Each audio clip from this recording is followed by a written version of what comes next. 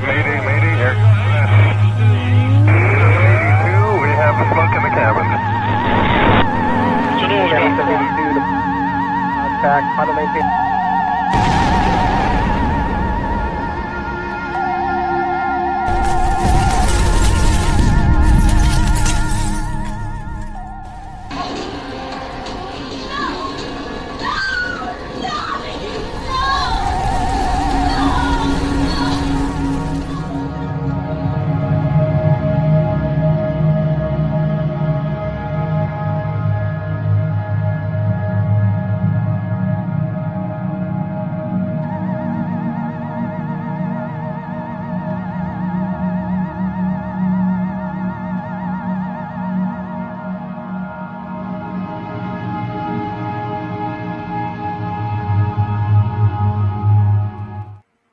Good evening and welcome to a special January presentation of Galactic Terrors, the online reading series that scours the known universe for scary stories, strange tales, weird horror, and all sorts of literary oddities from the most imaginative authors writing in a variety of fascinating genres today.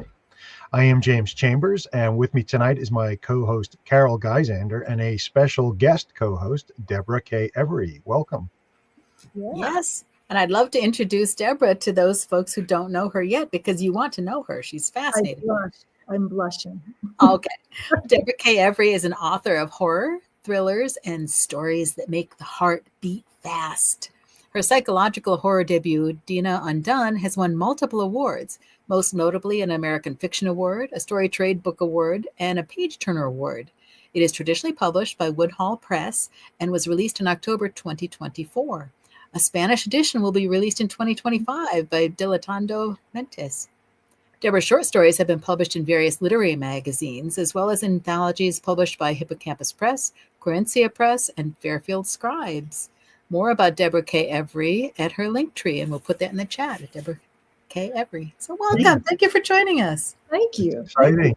And we have two fantastic readers lined up for everyone tonight, TEEL James Glenn and Jeff Markowitz. And we're going to, as we dig into their readings and talk about their current works, I think it will become clear why we decided to do a special presentation of Galactic Terrors the way we did. Yes, and it's always fun. You know, you mentioned the idea that we're doing always doing interesting genres, and you know, we kind of have a little bit of that going on tonight. So that's cool. Yeah, nice mashup, right? Nice mashup with both of them. A lot of fun. Well, TEEL writes in pretty much all genres. Yeah. And Jeff, I think, is primarily known as a mystery and crime writer. I'm sure that, like most authors, he's dabbled in other genres at different times, but it should be a fun discussion. Yeah, and isn't it nice that they've converged, these two books coming from different directions, and they've kind of converged into this. It's going to be really great to hear their take on each other's books as well, I think. And we also have a New York connection, because TEEL is in both HWA New York, the Horror Writers Association, and Mystery Writers of America, New York chapter. And Jeff is the past president of MWA New York. So, you know, that's why it's interesting how things overlap, isn't it? Yeah. Convergence. Well, Galactic Terrors traditionally airs or streams or broadcasts the second Thursday of the month every month. Obviously, today is not a Thursday, let alone the second one in January. So what we recommend is that if you want to follow our upcoming transmissions, like and subscribe below on our YouTube channel. That helps you get notifications when a new broadcast is scheduled and when it will be airing, and it helps make our Galactic Terrors channel more discoverable, I believe. And in addition, you can also sign up for our really cool Galactic Terrors newsletter, and we'll put that link in the chat if you haven't already. And this goes out, what, Carol, maybe twice a month? Once or twice a month, depending on how active, if we're doing a couple shows or just one. But yeah, my mom used to cook Spam for breakfast for me because she was a Southern mama, but that's the only thing I believe about Spam. But, you know, otherwise I don't like to Spam.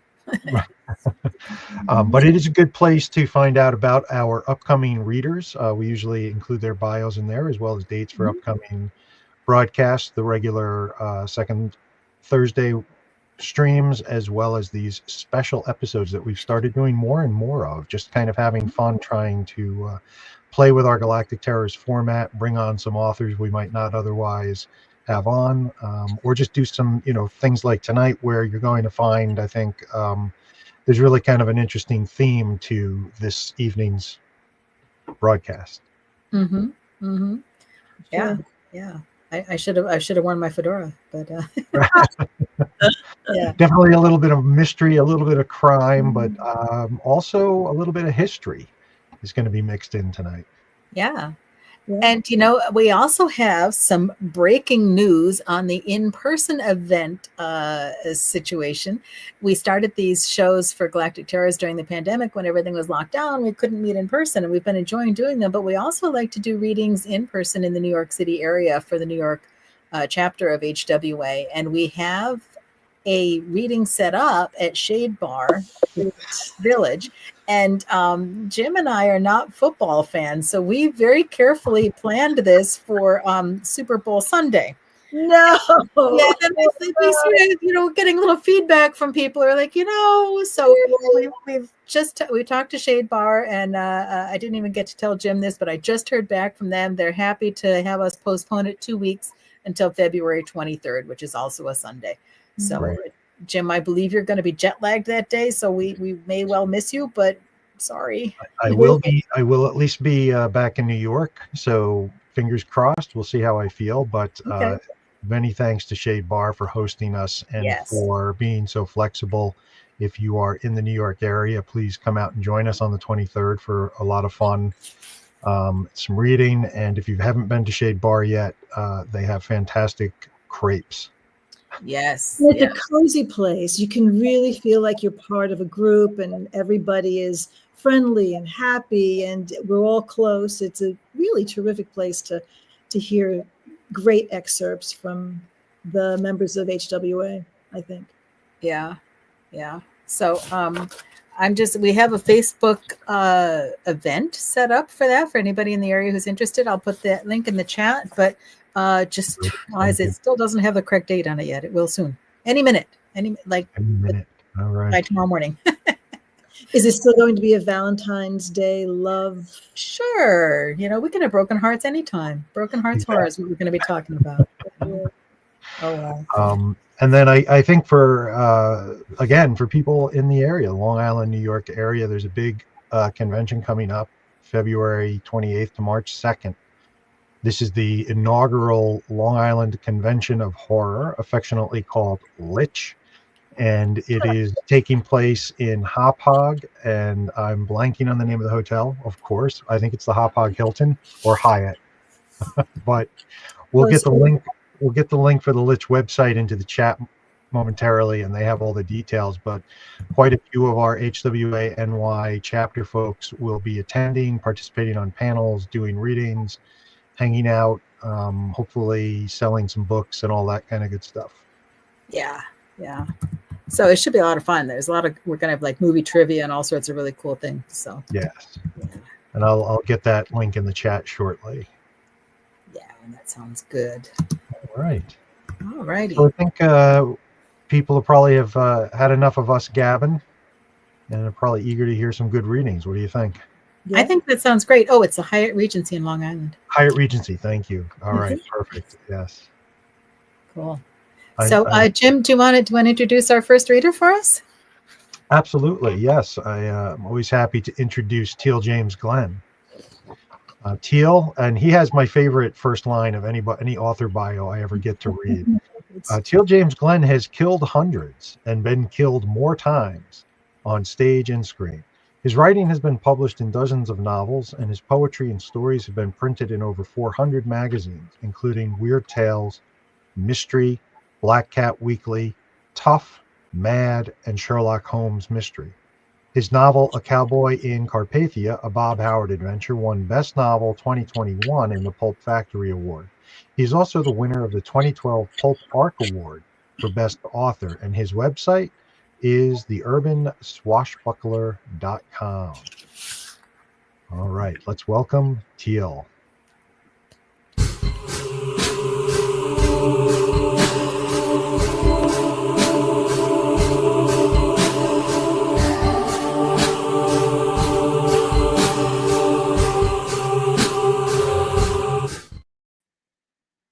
Hello, very appropriate opening. I'm just going to start at the beginning of the book, Not Born of Woman. What's he that was not born of woman? Such a one am I to fear, or none. Macbeth, Act 5, Scene 7. You are called out in paradise? The question came from a small woman who hung in the shadows just outside the threshold of my office foyer. She spoke as if she needed permission to enter. That's the name I go by. I gestured across my desk to the client chair in the office. Please come in and take a seat. I set down the Herald Tribune newspaper that I had been reading, catching up with the problems of the world while I waited for her to overcome her reluctance. The paper was still talking about that Hitler guy in Germany and his influence on the Nazi Bund rally in New York the week before. And in Palestine, 31 Arabs were killed in clashes with Jews. In 1939 years of Western civilization, mankind had still not learned to live in peace. Not much had changed in the world since I returned to it.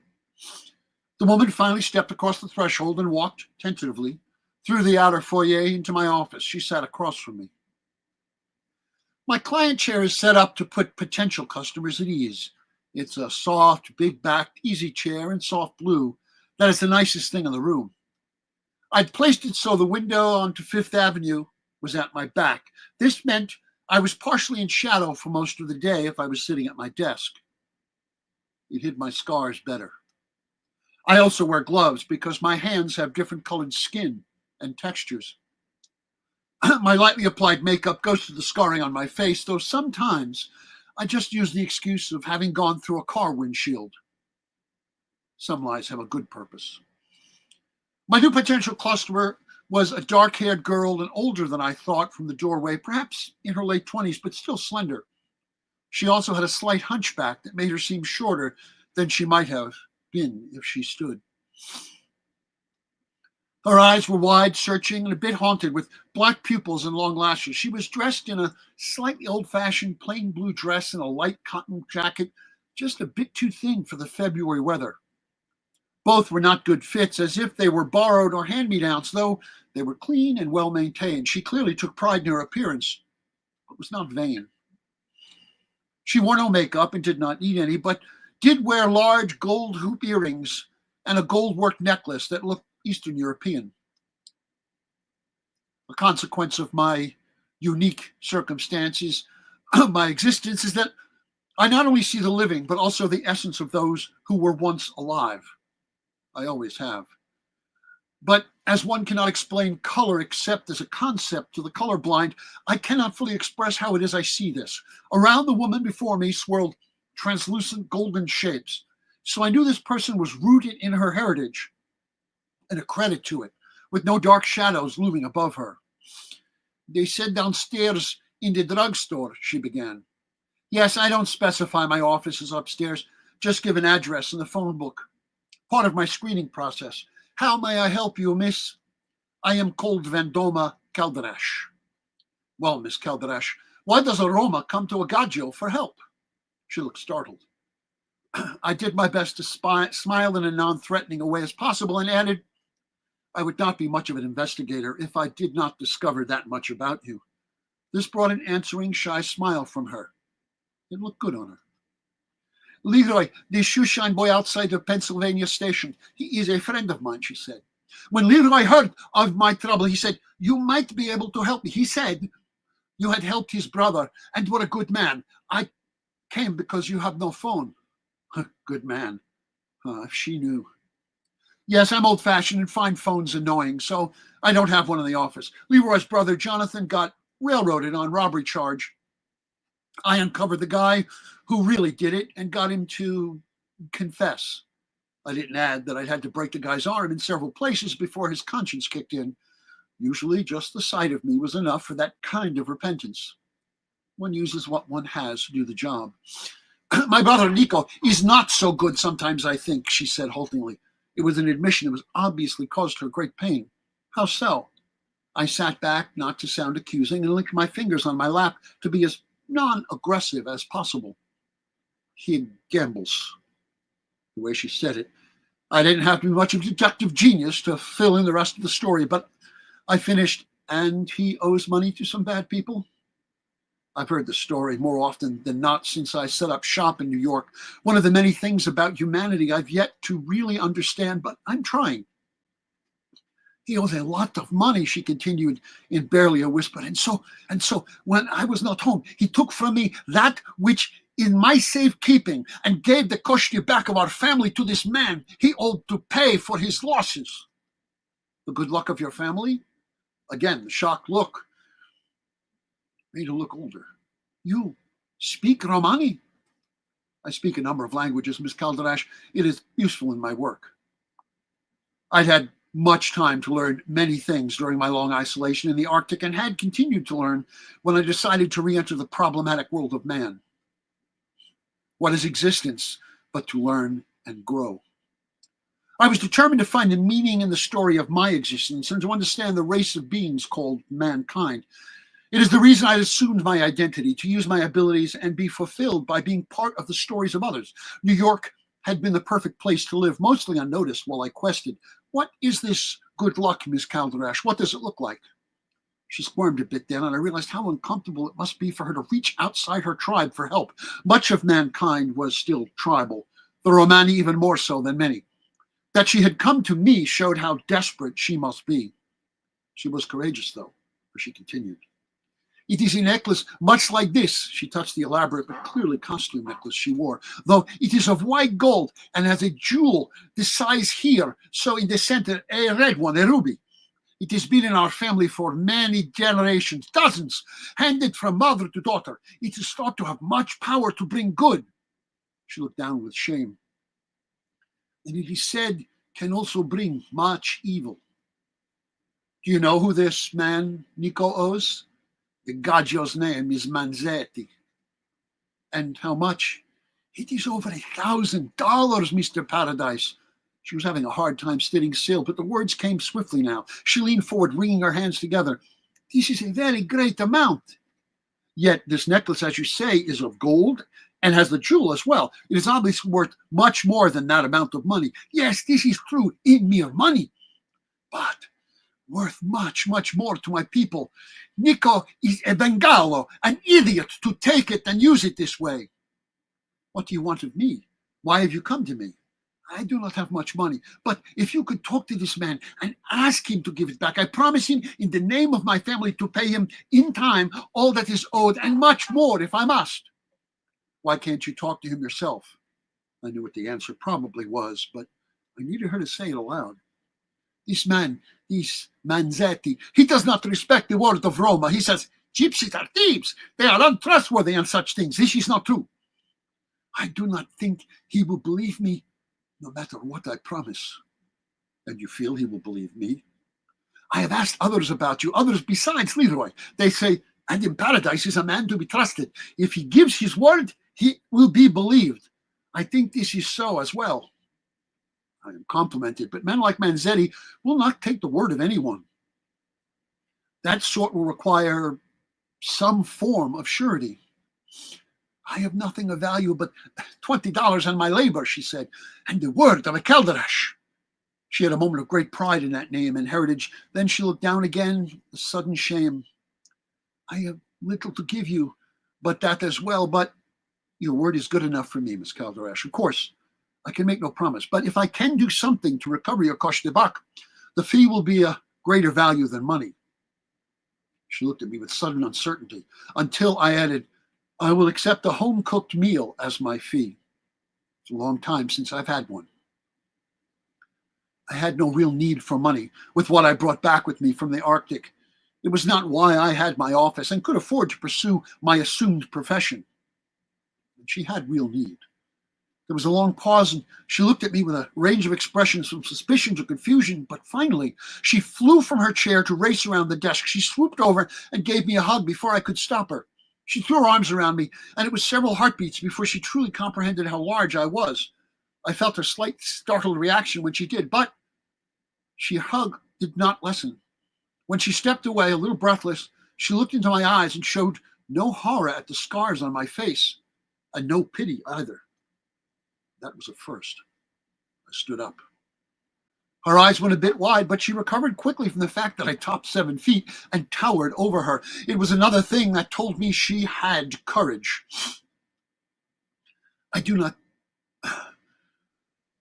like them, but they can be useful. So do you have a phone number I can meet you at? I handed a pen and paper to her. This is the number of our family home. My mother does not speak English well. You forgot, I speak Romani as well as Hungarian. Yes, she gave a sly smile.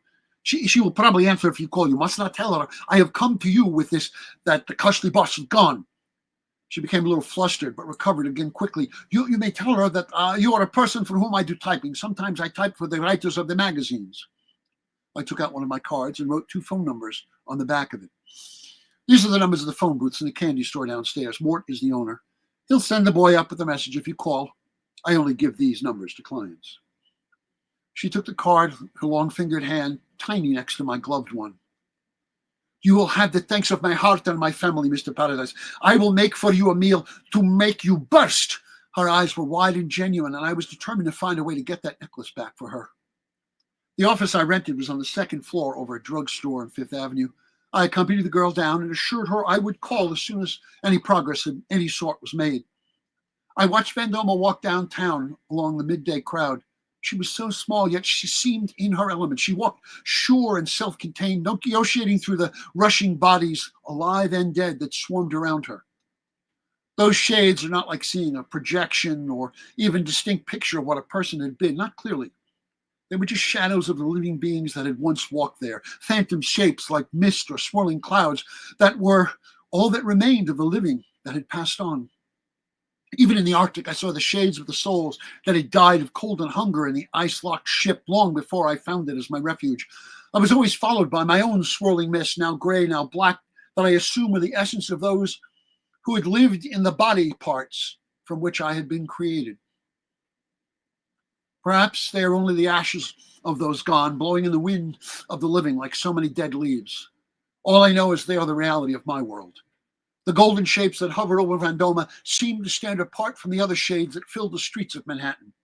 More personal, even perhaps protective.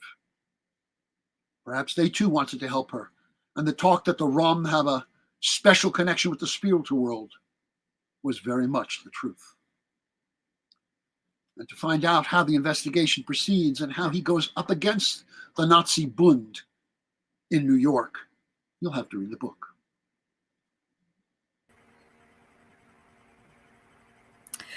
I am delighted to hear that story, Teal. I'm going to duck out, though, and let Debra talk with you today. Okay. Teal, fantastic, as always. And boy, congratulations on this novel, Not Born of Woman. It really is something to be proud of. I loved every minute of it. So we really got a feel for your novel with that excerpt that you did in the very, very beginning. It seems to be a nice combination of genres. Do you want to share with everyone some of the things you're dealing with in the book? Well, I use essentially the template of a classic detective novel, the client coming to our investigator. But since our investigator is not a typical investigator, I'm also dealing with the philosophical concept of what it is to be human, what it is to deal with human emotions, to find a purpose, and to discover that there is more beyond the physical realm. Also, the historical events that take place. This takes place in February of 1939, right after a massive Nazi rally in Madison Square Garden. And the world is marching toward war. So he gets entwined with that. And so it also becomes a social exploration of attitudes at the time period, and then moves into the realm of the, I would say, horrific, as he encounters other elements like himself that are beyond the normal. So I basically took a Dashiell Hammett novel, Mary Shelley's Frankenstein, and a sociological book, and slammed them together, and this is the child that came out. It's a big child, 7 foot. It is big. And what a great character to use for something like this. Adam Paradise is not a Frankenstein a Frankenstein monster that a lot of people would recognize. You went directly to the Mary Shelley book. Yes. What's interesting to me is it was written early 19th century, and it has been plumbed by so many people and in so many ways. You have taken it in an incredible direction. Let me ask you, what do you think the appeal is to the Frankenstein monster? Well, what do you think the appeal is to monsters in general? Why are we so fascinated by this? Well, I think that they hold up a funhouse mirror to us. Mm-hmm. And the monster in Shelley's book is actually Frankenstein, who creates him, who carelessly creates life and then ignores it and degrades it. It's just an experiment to him. Right. And the creature literally is a child looking for love. It's one of the things that Karloff's performance brought out more than anything else in the original film, is that there's an innocence to him. And it's a brilliant performance, really. It's so sensitively done. And I tried to touch that. He's also a questing individual. He learns to speak languages by listening, by watching. And he only turns violent when he is repulsed, when he is reviled as being something wrong. And at the end, in the original novel, makes his peace with his maker, his creator, but never quite finds his peace. And so I literally wrote the premise of the book is that it was a real story that really happened, because she did base it on legends she heard. Mm-hmm. And in this version of it, the Roma knew it was real, and it came down to them as a legend, which is why Vendoma ultimately comes to realize who he is and what he is. One other thing I must say is my grandmother was a hunchback. So even watching the old movies, to me, they were never the odd ones. They were always made to be the subservience and the strange. And to me, this was this loving, wonderful woman who was 4'11" and actually a very pronounced hunchback. So to me, it was about connecting with the others, the outsiders, the misfits. Which I wanted to ask you about, because it isn't just Adam Paradise who's the other in this novel, is it? No, he comes into the world with no prejudices. So, and with great respect for learning. So, of course, he is attracted to the Jews, who are the outsiders, to the blacks, who are the outsiders, to people who are downtrodden. He has a friend who we would call trans now, but would have been a transvestite or gay at the period, because they existed. And he makes no judgments. He literally takes each person as an individual and explores who they are. And as he says in this opening about mankind being so tribal, he's constantly amazed by the fact that we are tribal, when in fact, we really should be this homogeneous mass of people who learn and enjoy other cultures. So it gave me a chance to use the ultimate outsider. He's not just like the down and out cop. He literally is outside all these groups. Yeah, but then you surrounded him with other outsiders, and you made him such a quintessential one that he was capable of understanding all of them and understanding where they're coming from. I thought it was brilliant that you made the woman who comes to him a Romany. Really wonderful way to bring somebody in who would understand him so very much. Yeah, well, again, every location in the book I've been to, and every person in the book is based on someone I've known, including her. I've worked with Romany I actually stunt coordinated a Romany film, and I've known mafioso, and so I tried to.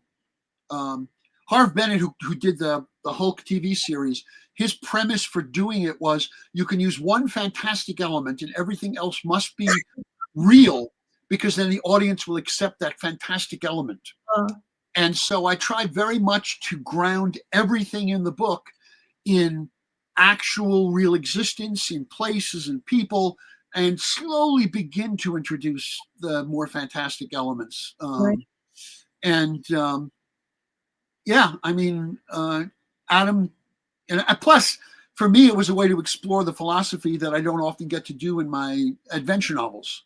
You know. Well, that's interesting. And is that how long have you been turning that over in your mind, the idea of this book? Then is this something you've been thinking about for a while? Is this honestly, no.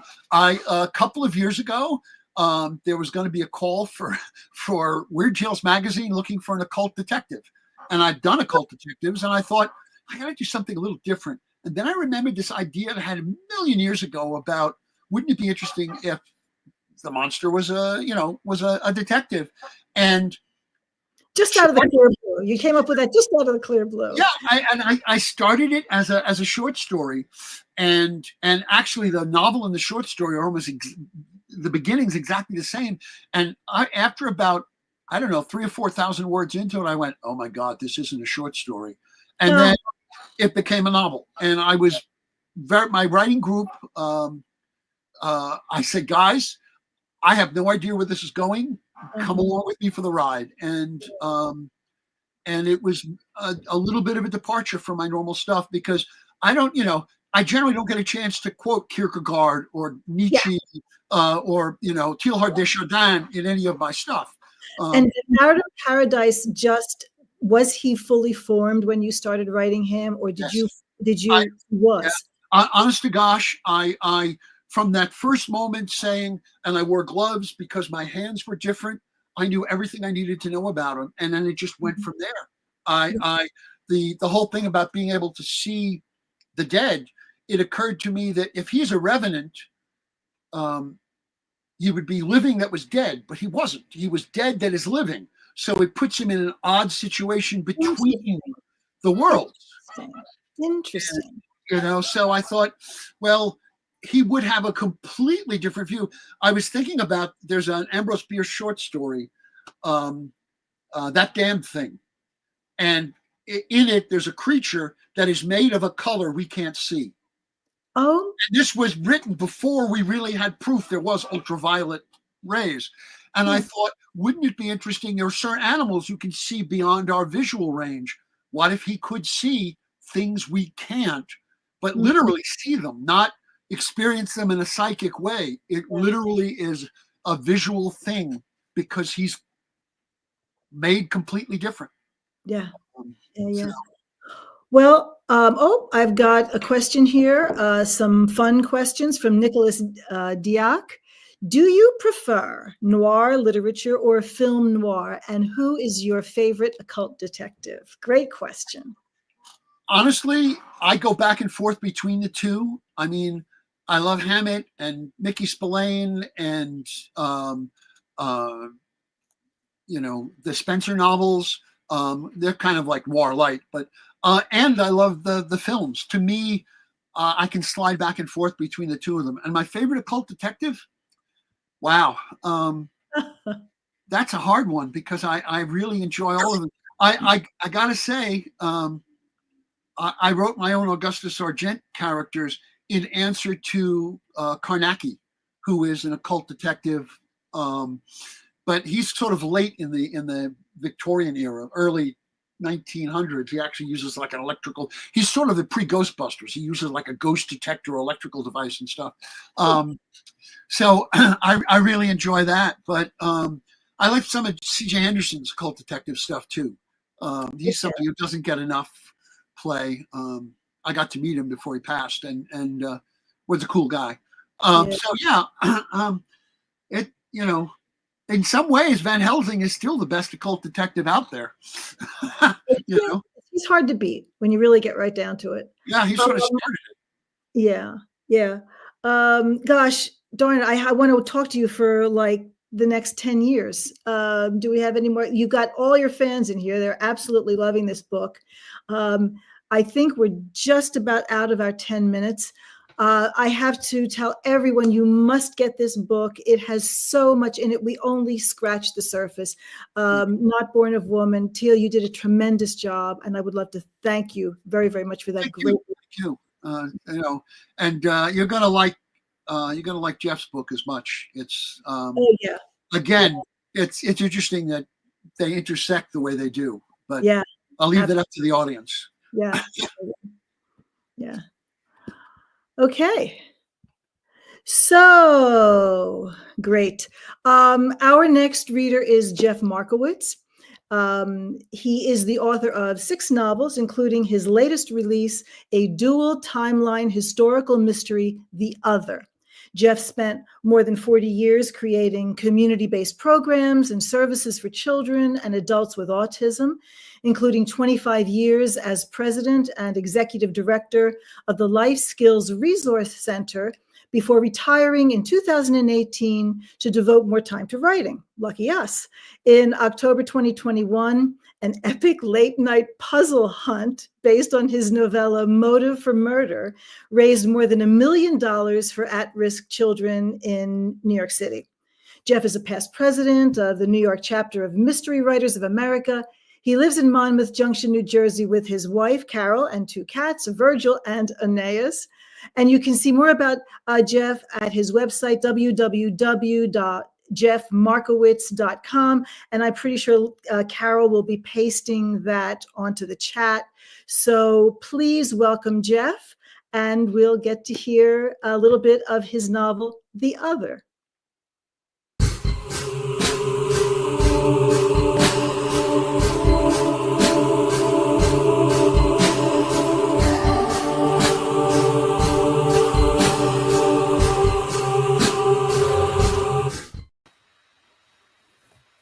Good evening. First of all, TEEL, I love your book, so I'm really pleased to be here with you tonight. I chose this section to say my book is a dual timeline story. So there's a timeline set in the 1930s about Nazi activity in New Jersey, and there's a contemporary timeline about the resurgence of Nazi activity today. I'm going to read an excerpt from the contemporary timeline because there's probably nothing more horrible in history than how little we learn from our experiences. When Zoya got home from the Persian tea room, she made one last attempt to convince Charlie to go with her to temple. For Zoya, it was a simple matter. The Baruchians were being honored. She was a Baruchian, if not by blood or marriage, then by action. For Zoya, going to temple had never been a religious act. In all the years she had been attending services, she never once felt like that made her a Jew. She was a proud Muslim woman sending a message to anyone who cared to listen. Jews and Muslims did not have to be enemies. Even if just this once, Charlie should be there with her. For Charlie, it was more complicated. He was proud of his wife. He respected her decision to attend temple with the Baruchians. But he was Jewish. If he went to temple, it meant he was fulfilling some sort of religious obligation. It was the very notion of obligation that had driven him away from temple in the first place. Charlie would not allow himself to become obligated to God, to any God. They argued. Charlie used Jatane as an excuse. I'm needed at the club tonight. It's all right, Charlie. I understand. Zoya didn't understand, not really, but there was nothing to be gained by continuing the argument. What time will you be home? I don't know. She pulled the door closed behind her. It shut with a thud. It didn't take long for Charlie to regret his pig-headedness. Zoya was right. He promised himself he would apologize when she got home. Bobby Ray checked the calendar every day for a month. This was the day he'd been waiting for, the day he would finally earn the respect of his stepfather. With the help of a man he'd met in rehab, he planned the day down to the minute. He practiced the drive repeatedly, taking into account the possibilities of traffic jams, road work, storms, anything really that might require him to make a change en route. He examined the building's blueprints and committed every square inch to memory. He copied the key to his stepfather's gun box. Not that the man ever kept the thing locked up. Bobby Ray stared at himself in the bathroom mirror. He wanted to make a statement. He rummaged in the bathroom vanity and pulled out an electric shaver. He started to carve a design in the side of his head, but he couldn't do it as well as a professional. He wanted to look his best. When he first suggested the design, his accomplice had objected. Bobby Ray would be too easily identifiable. But Bobby Ray wanted to be recognized. That was the whole point. Bobby Ray checked his phone. He had plenty of time. An hour later, he pulled into a trailer park just off the parkway. It didn't take long for him to locate the barbershop. If he hadn't seen the barber pole, the Nazi flag would have been a dead giveaway. 30 minutes later, the barber was finished. Bobby Ray paid the bill with the last of his cash. He couldn't afford to tip the barber. Instead, he advised the man to watch the news that night. Bobby Ray would make the barbershop famous. He stepped out of the shop and climbed into his car. He adjusted the rearview mirror and examined the finished look. The barber had shaved a swastika into the side of Bobby Ray's head. He peeled out of the trailer park and made it home ahead of schedule. Zoya pulled into the temple parking lot at 6. She was surprised by how full the lot was 30 minutes before the start of the Friday evening service. Inside, in the lobby, she was greeted warmly by longtime members of the congregation. Rabbi stepped out of his study and gave her a hug. Sarah spotted Zoya and pulled her aside. "Charlie?" she asked, looking around. Zoya shook her head no.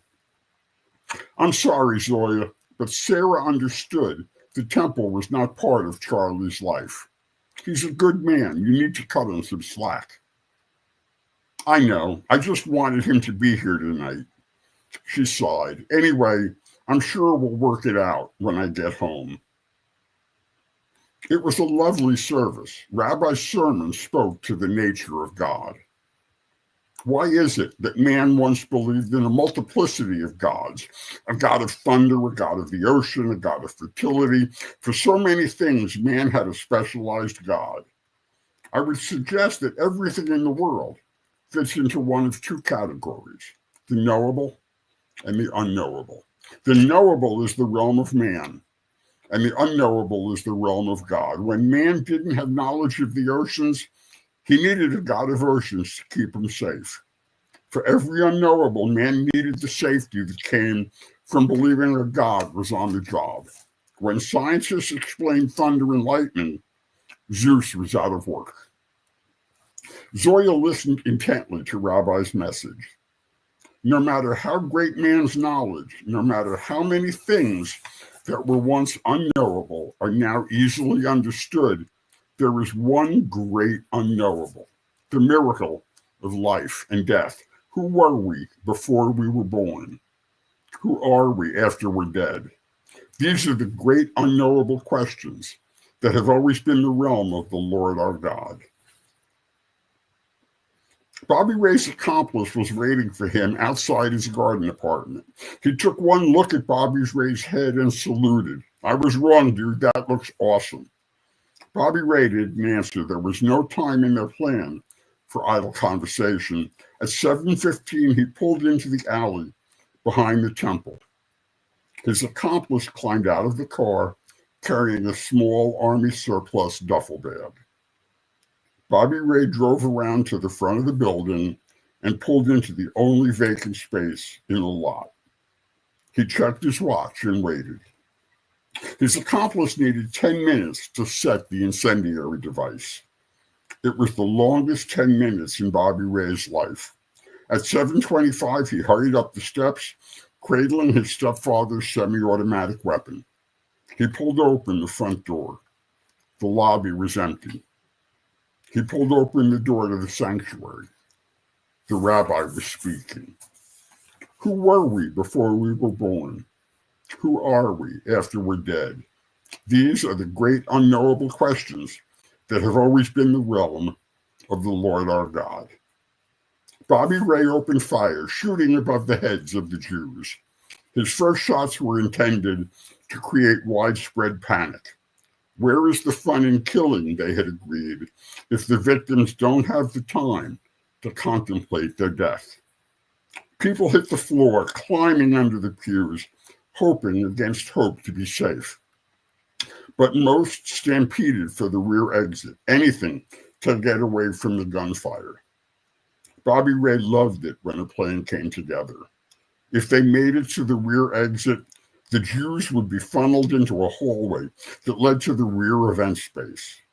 That's where the real fun would begin. His accomplice had set the incendiary device at the other end of the rear hallway. When Bobby Ray heard the explosion, he would point his weapon at the crowd. Kill as many Jews as possible. Bobby Ray grinned, as easy as shooting fish in a barrel. Only after today, there would be a new expression, as easy as shooting Jews in a funnel. Bobby Ray watched the surging crowd and waited for the explosion. It should have happened by now. Where was the explosion, the fire, the smoke, the burning bodies? Bobby Ray didn't know what to do. I think I'll stop there. My goodness, Jeff, I've got to say, when I read the book, we go through a section of the book until we get to this point, and we already know the man and his wife, and we care about them very much. And man, that hit makes it even more powerful than just the section that you've read like that. So thank you for sharing your words. Oh my goodness. I think you just demonstrated something that you alluded to briefly, is what is horror, and what is the horror? Is it just a monster that comes up out of the ocean and eats people? I don't know. What's Well, I don't write horror. Yep. But look what you just did. There's enough horror in the world to go around. Mm-hmm. And actually, when I say I don't write horror, I mean, the truth is I often say I don't write mysteries either. Yeah. I write stories, and in particular, I like to write stories that are less about solving a whodunit and are more about examining the question of how does the reality of the dead body change the lives of the living? What does that do to the arc for all of the people who, in essence, are left behind and have to figure out how to live in a world where such horrible things happen? Mm-hmm. Yeah, like you have a mystery series and you have a coming of age novel, and I think you deal with the people and the effect of this upon them. So that to me makes it even more relatable and more realistic. And when we think of the even just the title of this is The Other, and I found it very powerful. We've got two timelines. One is in the 30s, like TEEL's book was, and one is this part you read in the current time. And you did an excellent job relating the two time periods through the location, which through some really fun stuff that people have to read to find out. I'm not going to tell them all the good secrets on this and all, but The Other is just so clear in what you're writing about. Even in this little section that you gave us, this powerful piece, we learned that the woman who is a Muslim is welcomed into a Jewish family because she's moved there and into their church, and the same thing with her husband is making a statement by going or not going to a certain to the service. So what is your take on how The Other relates to the bigger question in this book? Well, I wanted to write a story about the responsibility that we all have to stand up against hate, and how comfortable we've become as a society hating groups. I mean, in truth, we always have. It's just we don't like to think it really is as bad as it is sometimes. But the story itself happened because I went down a rabbit hole one day when I was researching a different story, and I discovered an essay about the first Nazi youth camp in America, which opened in 1934 on the banks of the Delaware Raritan Canal, 6 miles from Princeton. That's an area that I've spent the last 55 years in. I've spent thousands of hours canoeing on the canal. I've spent thousands of hours hiking on the towpath. And I had never known that there had been a Nazi youth camp there, let alone the first Nazi camp in America. And I started to ask around, and no one seemed to be aware of the story. So I decided I needed to tell a story set in that location. I needed to tell a story about what the Nazis were doing, what the American Bund was doing in central Jersey in 1934. And although the story is fictional, it's based on historical fact. And I think it's historical fact that's important that we not forget. And because I'm a fiction writer, I had the opportunity to say, what if? And all I really did was say, what if the lock tender whose house abutted the fields where the Nazi youth camp was erected, what if the lock tender had been Jewish? What happens to his life? What happens to his children's lives when 200 teenagers in brown shirts are marching along the towpath, or setting bonfires, are essentially rehearsing to be the American Nazi Party? So it was on one level easy to ask the question, what are you willing to do to protect your family in a situation like that? But the harder question is, what are you willing to do to protect a stranger in a situation like that? When you're the other, it's relatively easy to know that you're going to do whatever you have to protect your children or your wife if they are threatened by the Nazis moving in next door. But are we willing to do that for other victims, for other groups who have become the other, where we may not have any personal involvement or investment other than our responsibility to make sure that people are treated like people, and that social justice applies to everybody and not just to the preferred group of the day. Yeah, it's fascinating. I got the feeling at the beginning of and I'm not giving anything away, but at the beginning of the story that taking place in the 1930s, that the Jewish family was part of the community until all of this came about. Yeah. So there absolutely are, but they're part of the community, but they're not part of the community. I mean, because the reality is people treat them decently, but they don't understand them. They don't, there's a reference early on to somebody asking them where their horns are. And it's not being asked in a nasty, evil kind of way. It's being asked in you're the only Jew I know, and what I've always been told is Jews have horns, and I don't see yours. So the ignorance or not lack of knowledge comes out that way. This is great. So they have no basis for understanding other than a willingness to treat somebody decently because they're a human being. Mm-hmm. Mm-hmm.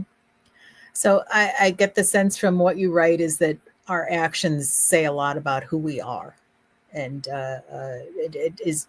Do you agree with that? What any thoughts on? Yeah, I mean, I think that it's easy to say that we believe in something, but sometimes you've got to step up and act, and that's a scary thing for people to do. On the canal, I mean. Abe and his family. Abe is the lock tender on the canal, and if for people who may not be thinking about kind of how canals operate, anywhere where there is a significant change in the water level in the canal, you have to build a lock, and then you have to have a lock tender who kind of can operate that lock, so it almost operates like an elevator in a canal, moving the water up and down and the boat up and down. Similarly, there need to be bridge tenders because in order for the barges to travel along the canal, any place where there's a bridge that crosses the canal, it has to be a swing bridge that be swung open or closed in order for the barges to travel. So similarly, there has to be a bridge tender living right there. As it happens historically in that location, a half a mile from the lock, there is a swing bridge, and there was a bridge tender, and the Nazi camp, in essence, ended up in that half-mile stretch between those two locations, and the bridge tender is, in some sense, Abe's best friend. Not that they're close friends, but since Abe is the lock tender and Otto is the bridge tender, I mean, they do a lot. They interact a lot. They're work friends. Otto happens to be a German American who now finds himself in the position of having to answer to himself the question of, do I act based on what's in my own best self-interest, or do I stand up against my kind for another? And that's a powerful decision to make, and we all like to think we know what we would do, but I'll be damned if I know what we would really do if we were confronted by that. Yeah, but I think looking at these questions in our fiction helps us think about it ahead of time. Yeah. Maybe that's the best answer. Yeah. Well, I think we are by nature storytellers, and stories give people the opportunity in a sort of safe space to examine questions about what they believe, to examine questions like as TEEL talked about in terms of people who are otherwise outsiders in the community. Yeah, and I think that as a horror author, I think that's one of the things that horror does for us is to allow us to look at the scary stuff from the safety of a book that we can put it down. If we can't stand reading it anymore, we can put it down and pick it up again. So I think you do a valuable service by pointing out a lot of questions that are useful and helpful and important to think about. Yeah. So, what I think would be interesting, though, since your two books have a lot of things in common, let's have TEEL and the other folks come back on and chat with us a little bit more. Great. And we can explore how these overlap. So, Jim, Debra, TEEL, join us again. All right. Jeff and TEEL, thank you so much for your wonderful readings and for sharing. Thank you for having us. Your work. This is cool. Yeah, I didn't get a chance to tell you, Jeff, that I enjoyed your book as well. Thank you. Yeah. We've been having a lot of fun talking about these two together because and I have to tell you guys, I usually do all my books on audiobook. I really do. But you know what? I read these on the page. I God actually sat there. Yeah. On old school. Right? 30s. Well, it seemed appropriate for the 30s, Well, I asked Jeff to blurb. I got my courage up and asked this like real-time cool writer to blurb Not Born. And I sent it to him. He said, well, would you read mine? Because it seems like there might be something in common. And oh my God, it literally, it was like an ace double novel from the old days. It have some kind of a genetic connection that was really strong. And it was an incredibly powerful book. It really, really is. And that even came through just in the short pieces that you each read. And you just answered one of my questions, TEEL, which was how did you figure out that you had these thematic sort of similarities with reading each other's books? But my book actually ends up, not to spoil too much, but it ends up in one of the Nazi youth camps on Long Island, because there was one on Long Island as well that was destroyed in the hurricane in '38, but was still functional. I have an interesting aside for you about that camp in Long Island. So that entire town had a deed restriction that if you owned a home in the town, if you wanted to sell it, you could only sell it to someone who was German American. And that deed was enforced until 10 years ago. Yes. It's only in 2015 that actually a court forced them to allow a resident who wanted to sell someone who wasn't a German American to do that. So again, some of that stuff that we think is history has a way of sneaking up on us when we're not looking. I thought, when TEEL asked me to read the book, and I didn't know immediately who the detective was, although it became obvious pretty quickly. And I didn't know in detail kind of what the premise was and what the theme was. And I'm reading, and there's this line, and I don't remember off the top of my head specifically what the line was, but there was a specific sentence in the book where you talk about what it means to be the other. And it's like, oh my. It was very much my reason and process in it. And we'll continue to explore that in the series, because there are, unfortunately, in a country that's supposed to be a melting pot, we are, were certainly and still are, a country of others. We have so many others, and it's horrifying and astounding that we still have those others within our borders.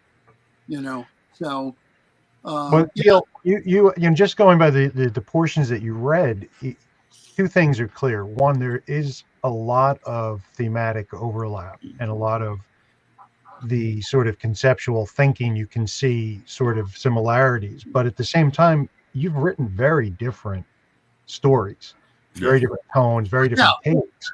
And I'm kind of wondering from you and Jeff, from you, what led you to write these books? What was it that appealed to you to write this particular story, to tackle these themes and to tackle it in the way that you did in the book?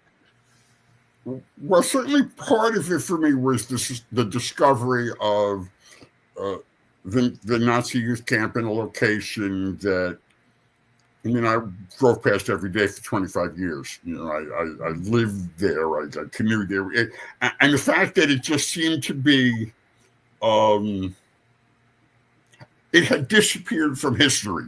There's certainly some stuff about Nazi camps in America, but very little about this particular camp. Although when I started doing my research, I did find a really frightening photograph of 13-year-old boys in brown shirts and shorts at that camp in Gridstown in 1934. And I go, I was not aware of those camps until I read your book. Maybe I'm just not enough of a student of history, but it was fascinating to know that there were Nazi camps in the 30s. That camp opened in 1934 and actually only stayed open very briefly because there was a local politician who made it an issue and actually got it shut down. But what the American Bund would tell you, if you could ask them, was they learned from their perspective everything they needed to learn in order to create other Nazi youth camps. And then the camp opened on Long Island, the camp opened in Northwest New Jersey, in Sussex County. There were camps in Illinois, there were camps in California. Yeah. And their goal, very simply, was that by the time war came, they were hoping that the U.S. would ally with the Germans rather than. Yeah. Did they overlap? Did they overlap with us entering the war? Oh, well, yes. actually, the camps mostly were closed by roughly 1939. Camp Siegfried on Long Island was one of the last. They had mostly closed down by then. And apparently because in Germany, they were not convinced that it was helping. I think Also, there was such a negative reaction to the huge Nazi rally in Manor Square Garden in February of 39. Yeah. There were 20,000 Nazis there. And it was such a horrible reaction to it. Like people suddenly woke up and said, whoa, wait a minute, that they went, we got to go back underground. We were a little too far out in the open. It's one of the reasons I set my book exactly at that time. I wanted to be right on that cusp of that moment when America kind of woke up to the threat that was there. Because up till then, they were saying, the Bund is American. Look, George Washington on the big banner. It was really pretty. I want to say something, Jeff. I went to art school in Manhattan in the 70s. One of my best friends, who's actually a really good painter and still out there now, was Russ Rainbow. He come from Monroe, Louisiana. When he came to New York, he honestly said to me the first time he met a Jew, he looked for the horns because he had never met in his life. Well, I'll tell you, so horrifying. I'll tell you another story because part of the reason that I ultimately had to write the book and had to write it as a dual timeline was at approximately the same time. Someone I know very closely had posted something on social media. You know, I'm a 72-year-old Jewish man who grew up in the New York area. I was philosophically, theoretically, intellectually aware of anti-Semitism, but it was not something I lived with on a daily basis. It was not something I thought about. There was never a point where I thought, I'm personally at risk. And then someone I know posted on social media that she was in her 30s, she was married and had 2 young children, and she was writing about how she and her husband had developed an escape plan to be able to get out of the country on a moment's notice and be able to still access at least enough of their financial assets to live because they were not willing to be caught unawares like Jews were in Germany. And that was the most chilling thing I think I've ever read. You know, that someone I know and love was so concerned about the reality of what the risk is today that they had a concrete escape plan to get out of the U.S. if the U.S. became Nazi Germany. And that scared the crap out of me. Yeah. I mean, you talked before about you wrote the book as a what if. And I think that one of the reasons I write in different genres is that I always start from the point of view of an individual, a person. What is this thing I want to explore in this individual, whether it's humor or horror or whatever, and which is why there's no real genres for me. I wander around vaguely in the land of literature. And I think that there's nothing we can conceive that's more horrific than human cruelty. And It's why, the wall between crime and horror is an incredibly porous wall. Yeah. Either one of these books, mine is a fair play mystery that's a horror. Yours is essentially a fair play mystery that's a horror story about horrible humans. But it's also, and that's the point I hope that I made with mine, about humans who have hope. Yeah. Because it's not everything ends in darkness. It's, I will hold a candle up. Yeah. I will be the one who stands up and says no. Yeah. And that's important, that there have to be those people out there. Yeah. So was this sort of aspect of the forgotten history of things like these camps and how close some of this was to home, one of the things you were hoping to confront with your book, or did you come to this, you're from a different perspective? Me? Well, yeah. My first marriage was under a chuppah. And I probably know more Yiddish than a lot of my Jewish friends. I was raised in Brooklyn. And to me, Jews are just people that I know, that I've dated, that I went to school with, that I talk with all the time, who have an incredible culture, so I, like Adam Paradise, I swear to God, I have a hard time understanding people's othering of people. I love other cultures. I love other people's music, and I love other people's clothing and culture, and so I don't understand how insecure you have to be about your own culture to be afraid of other people's cultures. Well, it's interesting. Someone not that long ago had asked me, as a Jew, whether or not I consider myself white. And I've never thought of myself as not white, but I also understand the question because I'm not that white. But it was interesting because literally last week I was watching an episode of Northern Exposure, and it was Thanksgiving, and the Native Americans who live in Sicily, Alaska, are throwing tomatoes at all of the whites in town. That's their sort of not nasty way of pointing out that white people didn't, that Thanksgiving's not something that Native Americans. It's give us back our damn land. Are as warm about, and Joel Fleischman, who is the Jewish doctor from New York who ends up stuck in Sicily, looks at the Native American woman and says, "I'm not white. I'm Jewish." And he's talking about, like, do you know what a shtetl is? He goes, it's a reservation. Interesting.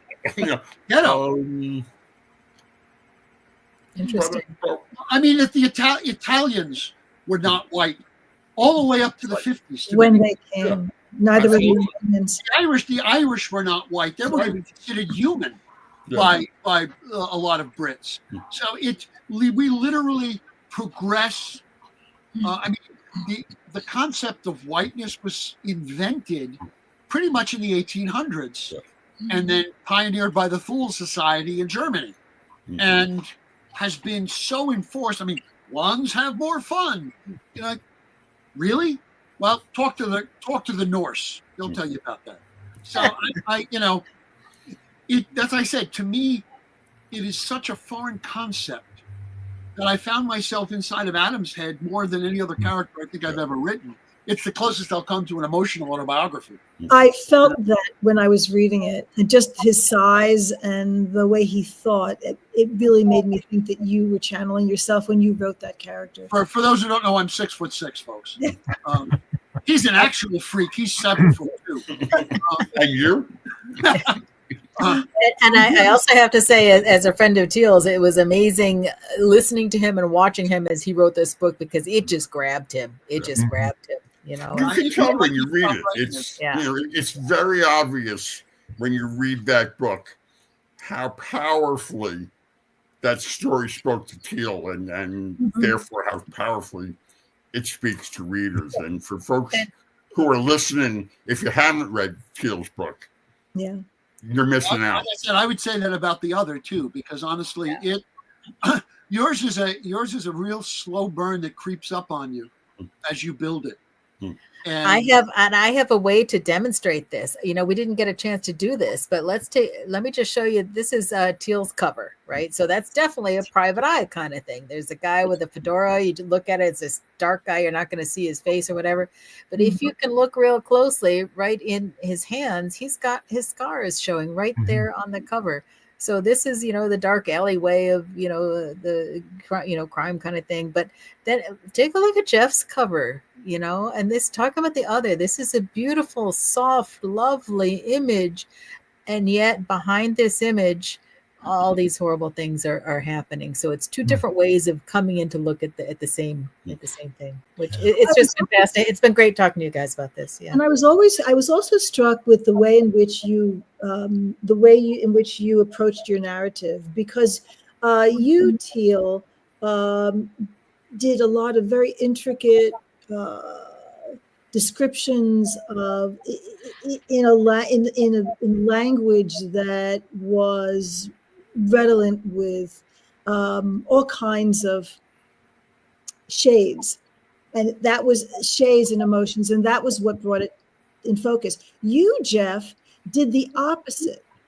Your narrative is spare and clean, and both of you ended up hitting a bullseye in two entirely different ways by the way in which you approached the way you wanted to tell your story. It was fascinating. I think it's the story of the elephant and the 5 blind men, you know? And I hope that I got the trunk. That's all I'm saying. Don't leave me eating the tail end, man. Don't do it. But it was fascinating to see how effective each one was when you did it in such an opposite way. Yeah. Like I said, I felt really honored that Jeff asked me to read his, and then I was, it was incredibly touching. And having just finished the first book and not started the second book yet, because I thought when I finished it, I thought, this is it. If I don't write another one, I'm fine. I'm happy with it. And after a couple of weeks, it kept going, no, there's more. But so there I am reading his and going, yeah, there's more. There's more in this time. There's more in this place. So it kind of helped kick me in the butt to move me toward my second book with him, because it was so rich in the world. And you didn't even get into the fact that there's actually some lovely comedy relief in the middle of the other, with Albert Einstein and his wife. You know, I mean, which you wouldn't think could happen. Well, see, Albert and his wife Elsa, his second wife Elsa, who happens to also have been his cousin, had literally moved to Princeton in 1934, leaving Switzerland, which they had gone to after they left Germany. And as the Nazis were getting too close to them in Switzerland, came to America and settled in Princeton, which is, say, is 6 miles from the Nazi camp. So I always knew that Albert was going to have a cameo. What I didn't know was that his wife was going to be as good a character as she turned out to be. I don't write series. When I started out, I wrote an amateur with mystery series, but I tend to prefer writing standalones. But I'm seriously considering writing an amateur sleuth series set in Princeton in 1934 with Elsa Einstein as the amateur sleuth. All right, just take my money now, because I love that section of the book. You know, Even if I do only it. do one, it would be worth the trip. I have one project that I've committed to before I consider whether or not Elsa's going to get at least a book or two. But I'm just contrary enough to say I know people would like it, so I don't want to write it. It sounds awful. Don't do it. Give me the book. Here's your title. So she wrote murder? This is all right. This this is an excellent segue for us to talk about what we actually do have coming up next. So, Teal, do you have some stuff coming out soon? I just turned in the second Adam Paradise book, A Walking Shadow. But I have the second book in my Altiva Chronicles series, a Sword and Sorcery series, Battle for Stormrest, just came out this month. And I have a short story and a book that Alan Orloff is editing called Hollywood Kills that comes out in, I think, June, which is murder on a low-budget movie set. I'm finally writing some of the stuff I actually have done. Not the murder part, not the murder. I was going to say, I'm like... for legal reasons, not the murder part. You do say you've killed hundreds of people on stage and screen. Yes. And I have something in Mystery Men and Women #10 that comes out in the next week or two from Airship 27, a steampunk thing. So, and I've got more articles and stuff coming out in various sundry places. But like I said, hopefully, A Walking Shadow will come out before the end of this year. Depends on how long they can get it in the schedule and all that. Cool. And Jeff, do you have anything else? I have a short story coming out sometime this year. I don't know when yet. One of the things that's become very popular, hesitate to say trendy, in the short story mystery world have been anthologies based on the songs of particular musicians. I have a story in an anthology coming out based on the music of Elton John. And it's got a story. It's a song that no one's ever heard of, including me, but it worked for the story that I wanted to tell, which is about a Japanese woman who controls, owns a piece of all of the smuggling in and out of the Louisiana Bayou. My next big project, and this one's going to probably take me a few years, is a true crime book about the Gambino crime family. I've been invited to spend time with somebody who has been given permission to tell his story and has asked me to tell it. So I'm trying not to get ahead of myself, and I'm not sure what I'm allowed to talk about. Not yet. But I expect to spend most of this year listening to someone tell me stories about how he spent the last 70 years of his life. We'll see. That's cool. Wow. That's going to be intriguing. Yeah. Fascinating stuff, I'm sure. Yeah. Well, like somebody once said, I see a future for you in construction, specifically in foundations. Yeah. He's going to cement the deal. I know. Oh, sorry. Deborah, what's coming up for you?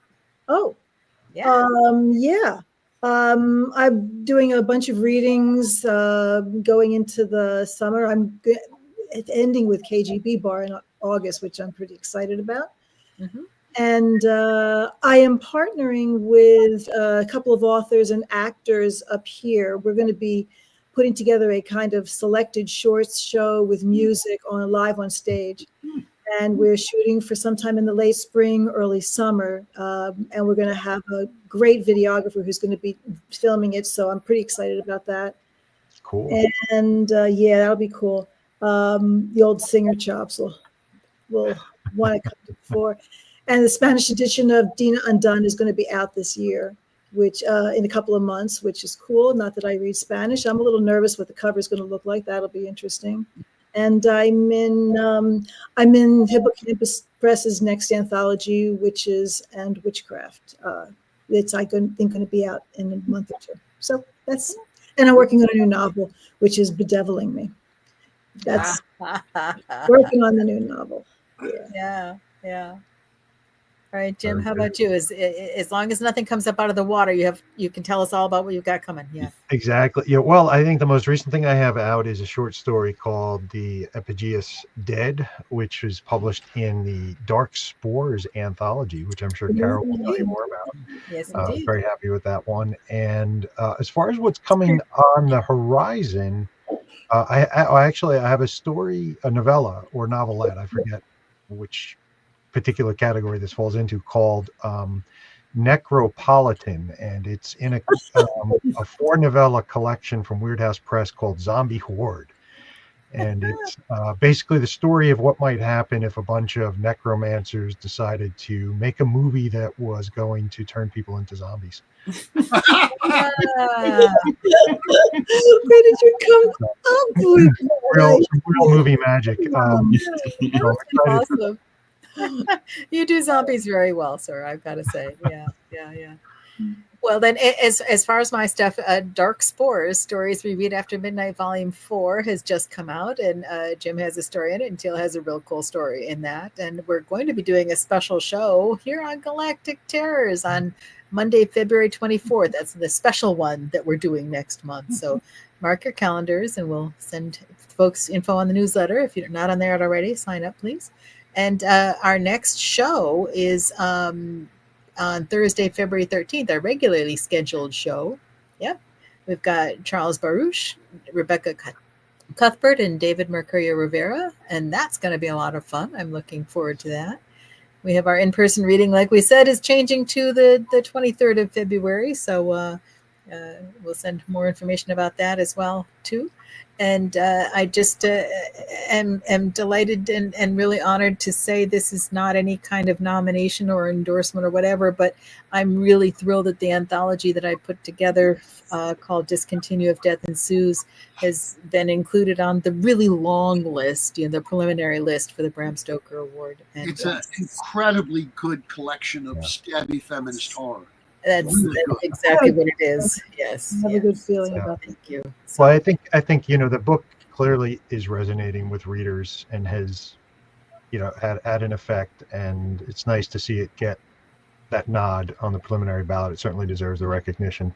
Thank you. Even if that's all that happens, I'm really honored, and I just want to add, I had some sort of unknown prescience, but one of my stories has women traveling through time and examining the power relationships in their different time periods. They wind up in the future, which is sort of like a Margaret Atwood kind of thing, with people in the equivalent of red dresses and white hoods. And then there's some extremely powerful presidential figure standing at a podium, and then something odd happens. So I'm just saying, I can foretell the future, but we're not going to get political. But no, Your fault. I don't know. But in the same story, we had Kamala Harris's inaugural speech in the story. It's like, well, that was interesting timing. At the same time, she came out at the same time she was announcing her candidacy. So weird things. A lot of things overlap.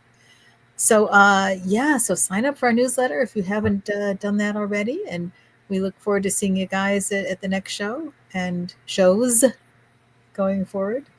And I just want to thank everybody for coming on. Deborah, it's been great having you on as a co-host, and having your perspective on these two books is really cool. Yeah. And Teal and Jeff, oh my gosh, you guys knocked it out of the park with these two books, and they both really hit home with me, and apparently with a lot of other people too. Well, thank you for Thank you asking. for having me. Yeah, thank you. It's an honor to be on with you, Jeff. Absolutely. And I just want to say something also to Jim Chambers, who is the most quiet and unassuming person that you'll ever meet. But, he does all this tech. Look at that eyebrow. Yeah, but he's got all this tech. Ooh, I fooled you.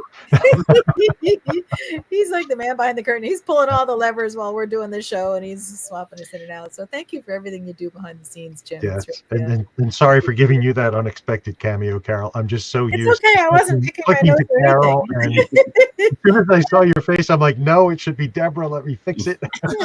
It's the dark hair that's confusing you. I understand. Right. We're like twins. That's it. Well, listen, everybody, thanks so much for joining us. I've really enjoyed this show. And thanks to everyone who tuned in. Look forward to seeing you in a better world. Buy these books. Yes. Yeah, Be check well. out the books. And that castle back there. Join us for future Galactic Terrors transmissions. Like and subscribe so you get the updates. Sign up for the newsletter if you're here for the first time tonight. Thank you for checking us out. We're always happy to have new people come and listen to the show and hear what our authors are talking about. So hopefully we'll see you all back again. Portland, I don't Yeah, know. Phil, you're James the one got with our the joke, terrible fun. so we're gonna couldn't help go it. to you. All right. Good night, everybody. Thank you, everyone. Tom. Good night.